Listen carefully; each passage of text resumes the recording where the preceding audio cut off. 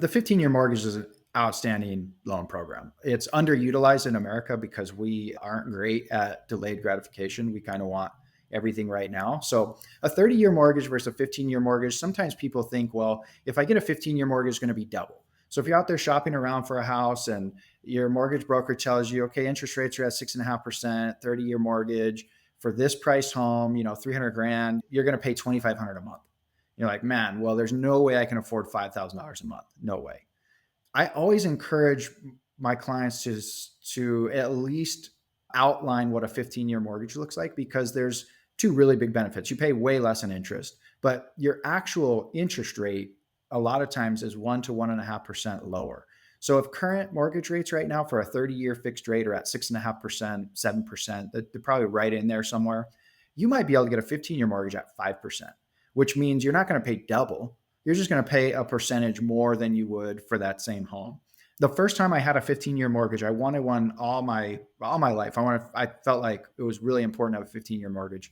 And I remember when I had my first 15-year mortgage, the loan amount was around 150,000, and my mortgage payment, taxes, insurance, everything fully loaded, it was around 1350 a month, which to today's standards doesn't sound like a lot, but at the time it was a big jump. I had been paying 900 a month or something like that. And so the $400 extra was a really significant amount at the time.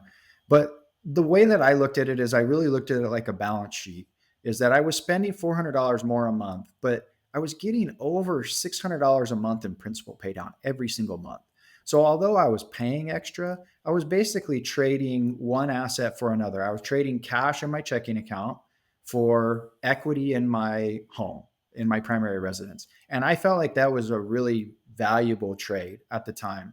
And subsequently, roughly 7 years later, once I went to sell that house, the only reason I was able to buy the next property, which was a piece of vacant land in Corrales, the only reason I was able to buy and afford that property is because I had paid so much principal down in such a short period of time.